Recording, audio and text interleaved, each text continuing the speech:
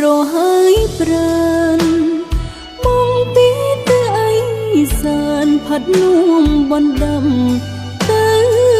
ឆ្ងាយល្វើយល្វើយកណ្ដាលរាត្រីសុំដៅទៅរដីប្រាប់ថ្លៃនឹកឃើញស្រីផងតាំងពីអីសានខានជួបភ័ក្រ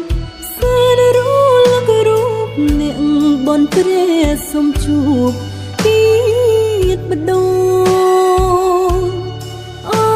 សមុទ្រនឹងភ្នត់រលង